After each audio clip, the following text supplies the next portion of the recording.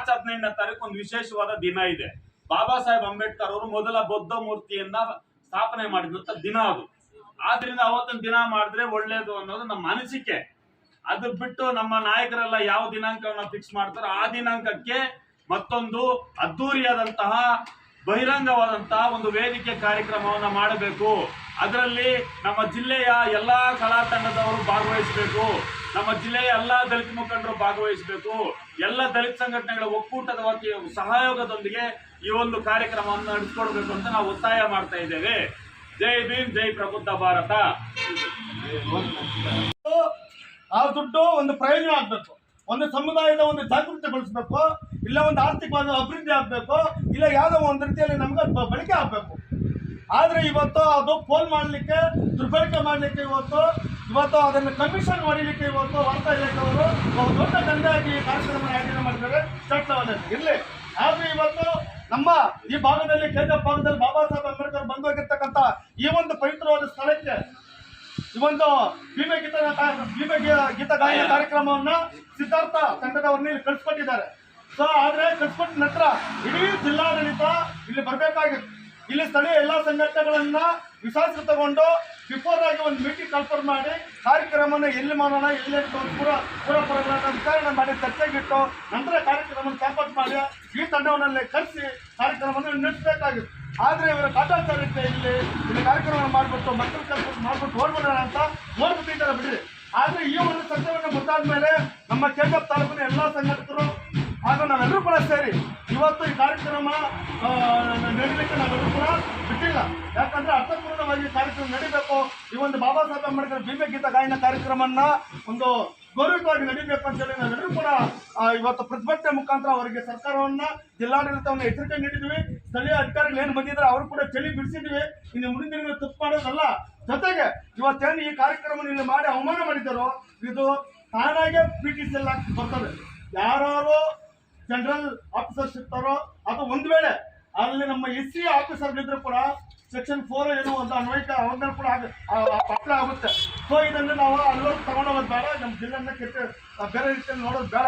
ಆದ್ರೂ ಕೂಡ ಒಂದ್ ವೇಳೆ ಅವರು ನಂತರ ಅತಿ ಜರೂರಾಗಿ ಇದೇ ತಿಂಗಳಲ್ಲಿ ಕಾರ್ಯಕ್ರಮನ ಚಾಪಟ್ ಮಾಡಿ ಅರ್ಥಪೂರ್ಣವಾಗಿ ಕಾರ್ಯಕ್ರಮ ನಡೆಸದೇ ಹೋಗದ ಪಕ್ಷದಲ್ಲಿ ನಾವೆಲ್ಲರೂ ಕೂಡ ಇದೇ ರೀತಿಯಲ್ಲಿ ಕೂಡ ಒಂದು ಮೀಟಿಂಗ್ ಅನ್ನು ಕನ್ಫರ್ಮ್ ಮಾಡಿ ಒಂದು ಸಭೆಯಲ್ಲಿ ಬಂಗಾರಪೇಟೆ ಮತ್ತು ಕೇಂದ್ರ ಇಬ್ಬರು ಗೆಳೆಯರು ನಾವೆಲ್ಲರ ಸೇರಿ ಒಂದು ತೀರ್ಮಾನ ಮಾಡಿ ಕಾರ್ಯಕ್ರಮ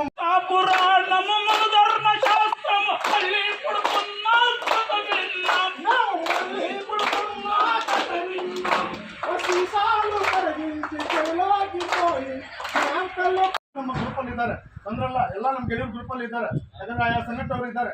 ಎಲ್ಲ ಶೇರ್ ಮಾಡೋಣ, ಇದು ದೊಡ್ಡ ಪ್ರಚಾರ ಆಗುತ್ತೆ. ನಮ್ಮ ಗೆಳೆಯರು ಕೂಡ ಒಂದಿಬ್ಬರು ಬಂದಿದ್ದಾರೆ, ಅವರು ಮಾಡ್ಲಿ, ನೀವು ಸ್ವಲ್ಪ ಒತ್ತಾಯ ಮಾಡಿ ಪೇಪರ್ ಅಲ್ಲಿ ಹಾಕ್ಸಿ ಅಂತ ಹೇಳಿ ಇಲ್ಲಿಗೆ ನಾವೆಲ್ಲರೂ ಕೂಡ ಒಂದು ಮಾಡಿ ಈ ಒಂದು ಕಾರ್ಯಕ್ರಮಕ್ಕೆ ನಾವು ಪ್ರತಿಭಟನೆ ಮಾಡಿದ್ವಿ. ಈ ಪ್ರತಿಭಟನೆ ಭಾಗವಹಿಸಿದ್ದಾರೆ ಎಲ್ಲ ಸಂಘಟನೆ ಮುಖಂಡರಿಗೆ ಕೂಡ ಅಭಿನಂದನೆ ಇಲ್ಲಿಗೆ ಮುಕ್ತಾಯ ಮಾಡೋಣ. ಇದರಲ್ಲಿ ಇನ್ನ ಒಂದು ಮುಖ್ಯ ವಿಚಾರ ಏನಂತಂದ್ರೆ, ವಾರ್ತಾ ಇಲಾಖೆ ಏನಿದು ರಾಜ್ಯಾದ್ಯಂತ ಈ ಕಾರ್ಯಕ್ರಮವನ್ನ ಮಾಡಬೇಕು ಅಂತ ಟೆಂಡರ್ ಕರೆದಿದೆ. ಈ ಟೆಂಡರ್ ಅಲ್ಲಿ ಯಾವೆಲ್ಲ ಕಲಾ ಸಂಘಟನೆಗಳು ಭಾಗವಹಿಸಿದೆ ಅದನ್ನ ಸಂಪೂರ್ಣವಾಗಿ ಮಾಹಿತಿ ವಾರ್ತಾ ಇಲಾಖೆಯವರು ನಮ್ಗೆ ಕೊಡಬೇಕು. ಯಾಕಂತಂದ್ರೆ ಟೆಂಡರ್ ಅಲ್ಲಿ ಭ್ರಷ್ಟಾಚಾರ ನಡೆದಿದೆ ಅನ್ನೋದಂತದ್ದು ನಮ್ಮ ಕಣ್ಣಿಗೆ ಇಲ್ಲಿ ಕಾಣ್ತಾ ಇದೆ. ರಾಜ್ಯದಲ್ಲಿ ಸಾವಿರಾರು ಕಲಾ ಸಂಘಟನೆಗಳಿದ್ರು ಕೂಡ ಯಾವುದೇ ಇಲ್ಲಿ ಕೂಡ ಸುಮಾರು ಜನ ಕಲಾ ಸಂಘಟನೆ ಸಂಸ್ಥಾಪಕ ಅಧ್ಯಕ್ಷರು ಇದ್ದಾರೆ. ನಮ್ಮ ಟೀಮಲ್ಲಿ ಎಷ್ಟೋ ಸಾವಿರಾರು ಕಲಾ ತಂಡಗಳಿದ್ರು ಕೂಡ ಕೇವಲ 2 ಕಲಾ ತಂಡಗಳಿಗೆ ಈ ಒಂದು ಟೆಂಡರ್ ಅನ್ನು ಕೊಟ್ಟಿರೋದ್ರ ಬಗ್ಗೆ ನಮಗೆ ಅನುಮಾನಗಳಿದೆ. ರಾಜ್ಯ ಮಟ್ಟದಲ್ಲಿ ಏನು ಟೆಂಡರ್ ನಡೆದಿದೆ ಇದರಲ್ಲಿ 100% ಭ್ರಷ್ಟಾಚಾರ ನಡೆದಿರುವಂತದ್ದು ಲೋಪದೋಷಗಳು ನಮಗೆ ಕಾಣ್ತಾ ಇದೆ. ಆದ್ರಿಂದ ಟೆಂಡರ್ ಅಲ್ಲಿ ಎಷ್ಟು ಕಲಾ ಸಂಘ ಸಂಸ್ಥೆಗಳು ನೋಂದಣಿ ಆಗಿರುವಂತದ್ದು, ಮುಖ್ಯವಾಗಿ ನೋಂದಣಿ ಆಗಿರುವಂತಹ ಕಲಾ ಸಂಘ ಸಂಸ್ಥೆಗಳು ಎಷ್ಟು ಸಂಘಟನೆಗಳು ಭಾಗವಹಿಸಿದ್ವು, ಅದರಲ್ಲಿ ನೀವು ಆಯ್ಕೆ ಮಾಡಿಕೊಳ್ಳೋದಕ್ಕೆ ಯಾವ ರೀತಿಯ ಪ್ರಕ್ರಿಯೆಗಳನ್ನ ಇದ್ ಮಾಡ್ಕೊಂಡಿದ್ರಿ ಅನ್ನೋದ್ರ ಮಾನದಂಡಗಳೇನು, ಮತ್ತೆ ಈ ಟೆಂಡರ್ ಬಗ್ಗೆ ಎಷ್ಟೆಲ್ಲ ರಾಜ್ಯ ಪತ್ರಿಕೆಗಳಲ್ಲಿ ದಿನಪತ್ರಿಕೆಗಳಲ್ಲಿ ಪ್ರಕಟಣೆ ಮಾಡಿದ್ದೀರಿ, ಈ ಪ್ರಕಟಣೆ ಹಿನ್ನೆಲೆ ಏನು, ಈ ಪ್ರಕಟಣೆ ಎಲ್ಲಿ ಮಾಡಿದ್ರಿ, ಯಾವ ರೀತಿ ಮಾಡಿದ್ರಿ, ಹರಾಜೆತ್ಕೊಂಡವರಿಗೆ ಎಷ್ಟು ಹಣವನ್ನ ಒಂದು ಕಾರ್ಯಕ್ರಮಕ್ಕೆ ನೀವು ನೀಡ್ತೀರಿ, ಯಾವ ರೀತಿ ನೀಡ್ತೀರಿ ಅನ್ನೋದ್ರ ಬಗ್ಗೆ ಸಂಪೂರ್ಣವಾದಂತ ಮಾಹಿತಿಯನ್ನ ವಾರ್ತಾ ಇಲಾಖೆ ವತಿಯಿಂದ ನಾವು ಕೇಳ್ತಾ ಇದ್ದೇವೆ. ಇಲ್ಲಂತಂದ್ರೆ ಈ ವಿಚಾರವಾಗಿ ನಾವು ಲೋಕಾಯುಕ್ತಕ್ಕೆ ದೂರು ಕೂಡ ನೀಡ್ತೇವೆ ಅಂತ ಈ ಮುಖಾಂತರ ಹೇಳ್ತಾ ಈ ಒಂದು ಕಾರ್ಯಕ್ರಮನ ಅವ್ರು ಮಾಡದೇ ಇದ್ದ ಪಕ್ಷ ಎಲ್ಲ ನಾವು ವಾರ್ತಾ ಇಲಾಖೆ ಬಂದು ಈಗಾಗಲೇ ಅವ್ರನ್ನ ಡೇಟ್ ಕೂಡ ಕೇಳಿದ್ವಿ, ಅವ್ರು ಡೇಟ್ ಕೊಡ್ದಿರ ಹೋಗಿದ್ದಾರೆ ಅಂತ ನಮ್ಮ ನಾಯಕರು ಹೇಳ್ತಾ ಇದ್ದಾರೆ.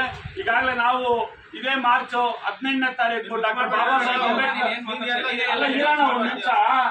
నీకు తెలుసా ఎవరికి చెప్పలేదు ఉండుగురు ನೀವೇ ಫಿಕ್ಸ್ ಮಾಡ್ಕೊಂಡ್ಬಿಟ್ಟು ಅವ್ರನ್ನ ಮಾಡಲ್ಲ ಅಂದ್ರೆ ಮತ್ತೆ ಏನ್ ಮಾಡ್ತೀರಾ? ಅವ್ರನ್ನ ಡೇಟ್ ಕೊಡಿ ಅಂತ ಕೇಳ್ಕೊಂಡು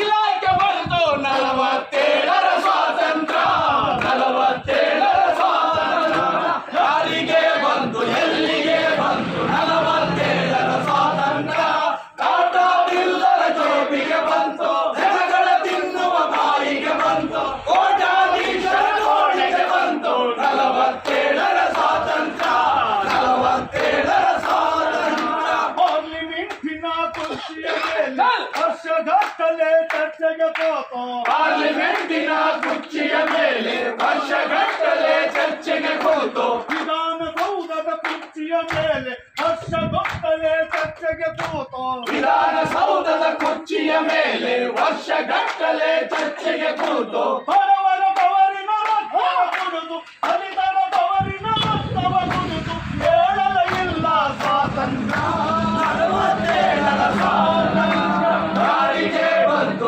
ಎಲ್ಲಿಗೆ ಬಂತು 47ರ ಸ್ವಾತಂತ್ರ್ಯ ಟಾಟಾ ಬಿಲ್ಲರ ಜೋಬಿಗೆ ಬಂತು ಜನಗಳ ತಿನ್ನುವ ಬಾಯಿಗೆ ಬಂತು ಕೋಟ್ಯಾಧೀಶರ ಕೋಣೆಗೆ ಬಂತು 47ರ ಸ್ವಾತಂತ್ರ್ಯ 47ರ ಸ್ವಾತಂತ್ರ್ಯ ಏ ಜಿಂದಾಬಾದ್ ಜಿಂದಾಬಾದ್ ಸಾಮಾಜಿಕ ನ್ಯಾಯಕ್ಕಾಗಿ ಸಾಮಾಜಿಕ ನ್ಯಾಯಕ್ಕಾಗಿ ಸಮಾನತೆಯ ಸಮಾಜಕ್ಕಾಗಿ ಸಮಾನತೆಯ ಸಮಾಜಕ್ಕಾಗಿ ಸಾಮಾಜಿಕ ನ್ಯಾಯಕ್ಕಾಗಿ ಆರ್ಥಿಕ ಸಮಾನತೆಗಾಗಿ ಆರ್ಥಿಕ ಸಮಾನತೆಗಾಗಿ ಬಾಬಾ ಸಾಹೇಬ್ ಅಂಬೇಡ್ಕರ್ ಅವರಿಗೆ ಅಂಬೇಡ್ಕರ್ ಅವರಿಗೆ ಜಿಲ್ಲಾ ಆಡಳಿತಕ್ಕೆ ಈ ಕಾರ್ಯಕ್ರಮದ ಆಯೋಜನೆ ಮಾಡಿದ ಇಲಾಖೆಗೆ ಜೈ ಭೀಮಸೇನ ಕಾರ್ಯಕ್ರಮದ ಆಯೋಜನೆ ಮಾಡಿದ ಇಲಾಖೆಗೆ ಹೇಳಿದ್ದಾರೆ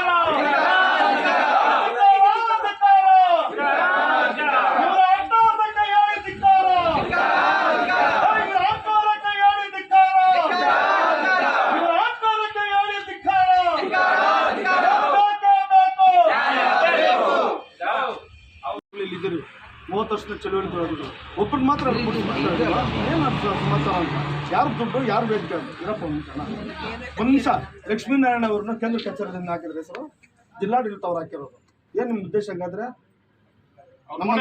ಅಲ್ಲ ತಗೊಳ್ಳಲ್ಲ ಅವ್ರ ವಿಶ್ವಾಸ ನೋಡಿ ನಮ್ಗೆ ಸರ್ವಧರ್ಮಗಳು ನಾವೆಲ್ಲರೂ ಕೂಡ ಪ್ರೀತಿ ಮಾಡುವಂತ ದಲಿತ ಬಂದವರು ಬಾಬಾ ಸಾಹೇಬ್ ಮಾಡೋ ಅನ್ಯಾಯಗಳು ಇಲ್ಲ ಅಂತ ಹೇಳಲ್ಲ ಆದ್ರೆ ಉದ್ದೇಶಪೂರ್ವಕ ಇದೆ ನೋಡ ಒಬ್ಬ ವ್ಯಕ್ತಿನ ಕೇಂದ್ರಕ್ಕೆ ಕೂರಿಸಿ ಮಾಡೋದು ಹೈಲೈಟ್ ಮಾಡೋದಿದೆಯಲ್ಲ ಆ ವೇದಿಕೆಗಳು ನಮ್ಗೆ ತರವಲ್ಲ ಪ್ಲೀಸ್ ಆಯ್ತು ಮುಂದಿನ ಎಲ್ಲ ಮೇನ್ ಅವ್ರ ಹೆಸರು ಹೇಳ್ತಾರೆ ಅವ್ರ ಮೇಲೆ ನಮ್ಮ ಸಮುದಾಯದಲ್ಲೂ ದೊಡ್ಡವರಿದ್ದಾರೆ ಗೌರವಸ್ಥರಿದ್ದಾರೆ ಒಂದಿಬ್ಬರು ಮೂರು ಜನ ನಾವು ಸೆಲೆಕ್ಟ್ ಮಾಡ್ತೀವಿ ಅಂತ ಅವ್ರಿಗೆ ಗೌರವ ಕೊಡಿ ಅವ್ರಿಗೂ ಅವ್ರ ಮೇಲೆ ನಮ್ಗೆ ಗೌರವ ಇದೆ. ಆಯ್ತು ಓಕೆ ಥ್ಯಾಂಕ್ ಯು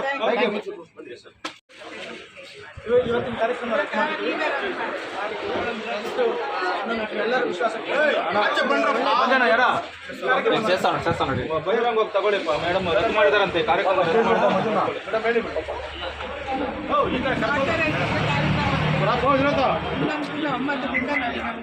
ಇನ್ನೊಂದು ದಿನಾಂಕ ತಗೊಂಡು ನಾವು ಕೇಂದ್ರ ಕಚೇರಿಗೆ ತಗೊಂಡು ಕಾರ್ಯಕ್ರಮ ಮಾಡ್ತೀವಿ ಸರ್. ನಿಮ್ಮೆಲ್ಲರ ವಿಶ್ವಾಸ ತಗೊಂಡು ಮಾಡ್ತೀವಿ. ದಯವಿಟ್ಟು ಮಾರ್ಚ್ ಒಳಗೆ ಮಾಡ್ಬೇಕು ಸರ್, ಏಪ್ರಿಲ್ ಅಲ್ಲಿ ಬೇಡ, ಮಾರ್ಚ್ ಒಳಗೆ ಮಾಡಿ ಪ್ಲೀಸ್. ನಾವು ಡೇಟ್ ಕೊಟ್ಟರೆ ಸರಿ. ಇದರ ಪತ್ರಿಕೆದಲ್ಲಿ ಏನು ಕೊಟ್ಟಿದ್ದಾರೋ ಎಲ್ಲ ಆಫೀಸರ್ಸು ಇಲಾಖೆದವ್ರು ಬರೋವರೆಗೂ ನಾವು ಈ ಥರ ಇದಕ್ಕೆ ಕಂಡೀಷನ್ಸ್ ಇದೆ, ಎಲ್ಲರೂ ಭಾಗವಹಿಸಬೇಕು, ಕಾರ್ಯಕ್ರಮ ಯಶಸ್ವಿಗೊಳಿಸಬೇಕಂದ್ರೆ ದಯವಿಟ್ಟು ನೀವು ಮಾಡೋದೇ ಬೇಡ. ನಾವೇ ದುಡ್ಡು ಹಾಕೊಂಡು ನಾವು ಇಲ್ಲಿ ನಮ್ಮ ಕೇಂದ್ರ ಇಲ್ಲೇ ನಮ್ಮ ಲೋಕಲ್ ನಾವೇ ಮಾಡ್ಕೊಳ್ತೀವಿ. ಇಲ್ಲ ಸರ್ ಮಾಡ್ತಾರೆ. ಸರ್ಕಾರ ಸುಮ್ನೆ ಹಾಕೊಂಡು ಹೋಗ್ಬಿಡ್ಲಿ ಪಾಪ ತಂದು.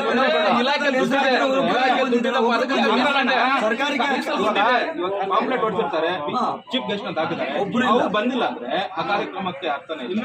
ಅವ್ರು ಯಾಕೆ ಮಾಡ್ತಾರೆ ಅದನ್ನ? ನಾವೇ ಮಾಡೋಣ. ಸರ್ಕಾರ ಕಾರ್ಯಕ್ರಮ ಆಯೋಗ ಮತ್ತೆ